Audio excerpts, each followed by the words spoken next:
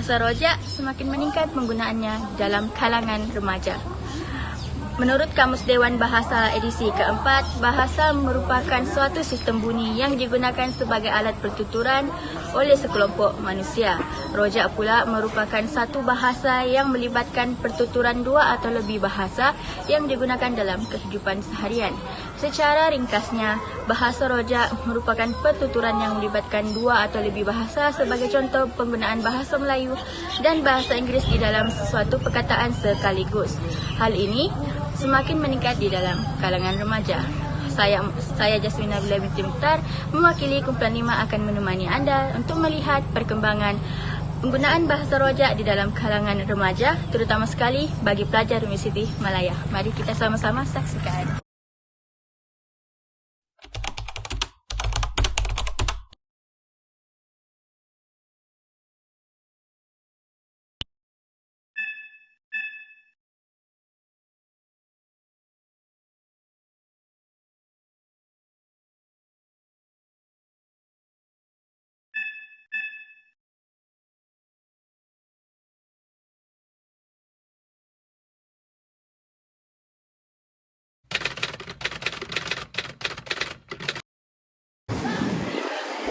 Hello.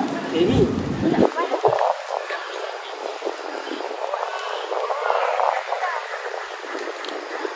Kalau cek main sekali. Jom.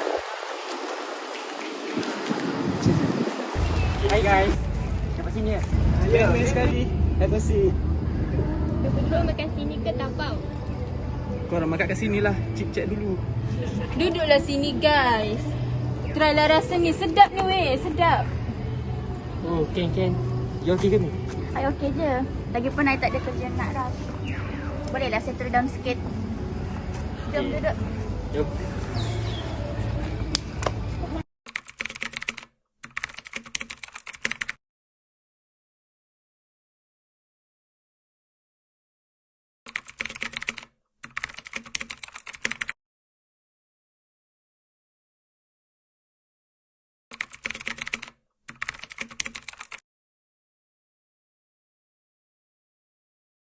Saya mengetahui tentang bahasa rojak.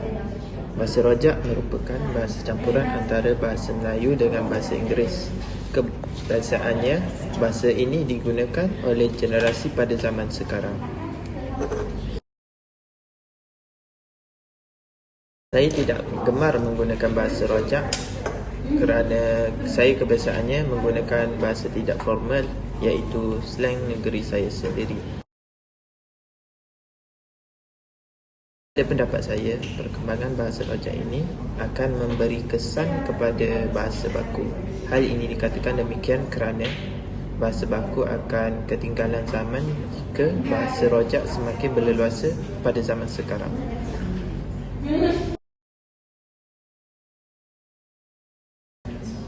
Jika saya diberi pilihan, saya ingin menggunakan dua-dua bahasa, iaitu bahasa rojak atau bahasa baku, mengikut keadaan, di mana bahasa rojak digunakan apabila saya bercakap bersama kawan-kawan dan juga keluarga, dan bahasa baku digunakan apabila saya bercakap dengan orang yang mempunyai jawatan yang tinggi ataupun untuk menulis surat yang formal. Contoh bahasa rojak yang saya selalu guna dalam perbualan harian ialah esok meeting pukul berapa? Wih, aku craving nak makan McD esok. Okay, dah.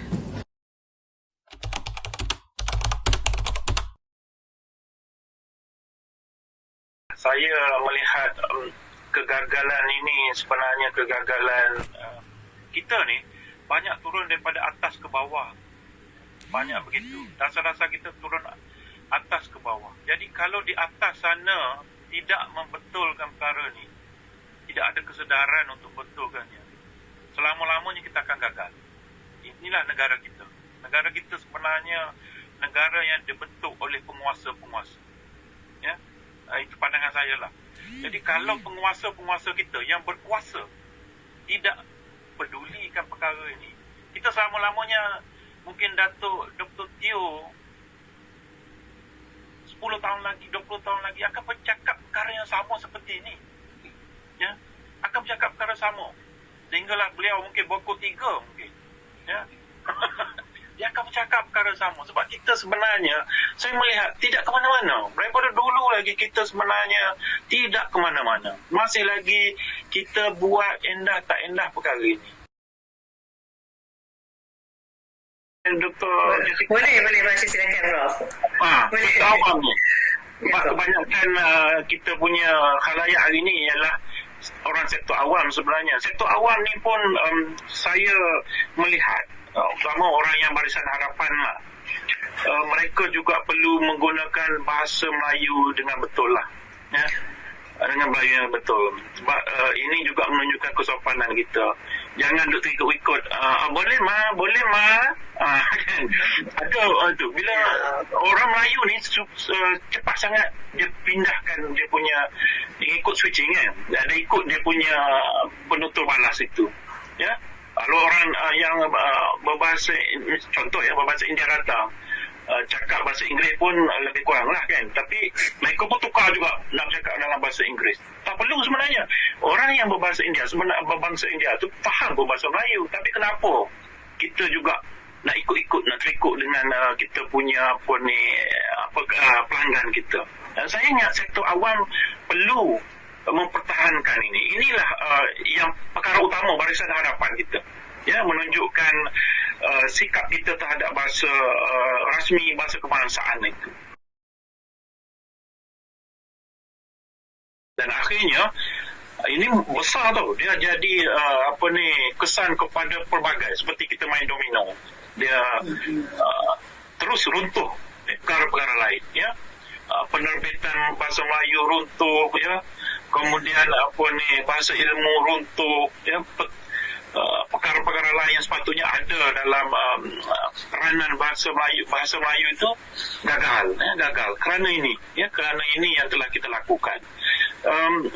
Dan saya percaya, lama dah kita bercakapkan perkara ni, pejuang-pejuang bahasa Melayu tidak menolak bahasa Inggeris. Bukan menolak, ya. Bukan menolak. Itu mempertahankan bahasa Inggeris, ya. Memang mempertahankan. Tapi kita juga sebenarnya nak supaya bahasa Melayu itu dilaksanakan dengan betul lah. Dengan betul. Yang setakat ini kita gagal. Disebut oleh Profesor Datuk Dr. Teo itu gagal. Masyarakat di luar bandar menjadi kelas kedua, masyarakat bandar kelas pertama, itu satu perkara. Kemudian ada kelompok elit, ya, kerana pandai berbahasa Inggeris, dia menjadi elitis dan melihat pengguna bahasa Melayu itu status sosialnya rendah dan sebagainya. Jadi ada ini adalah seperti kesedaran dalam diri. Ada orang yang merasa bangga kerana boleh berbahasa Inggeris, dan ada orang cuba untuk berbahasa Inggeris walaupun dengan bahasa rojak. Ya? Ada cuba. Nah, ini untuk seolah-olah mengangkat diri dia kepada status yang lebih tinggi. Jadi kita melihat ini pun satu perkara yang sebenarnya mewujudkan dikotomi dalam perpaduan kaum kita lah. Status sosialnya, ya, etniknya, kelompok-kelompok tertentu, profesionalismnya. Jadi saya nak menyebut perkara ini sebenarnya bukan berlaku pada masyarakat umum, berlaku juga di peringkat Menara Gading, ya. Mesyuarat sekarang dalam bahasa Inggeris. Kalau tak guna bahasa Inggeris, seolah-olah dilihat, oh ini tidak ada keintelektualan. Nah, ini berlaku. Kebanyakan universiti sekarang semua nak bermesyuarat dalam bahasa Inggeris.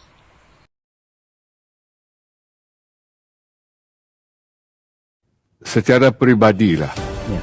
Pertama-tamanya kita perlu memperkasakan bahasa Melayu itu di dalam negara kita terlebih dahulu sebelum kita ingin menyebarluaskannya ke tempat-tempat di luar Malaysia.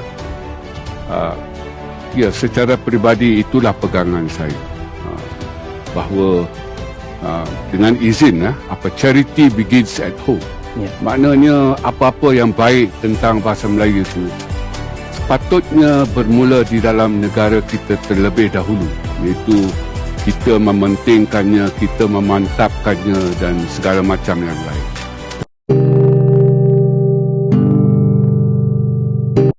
Main sekali. Terima kasih.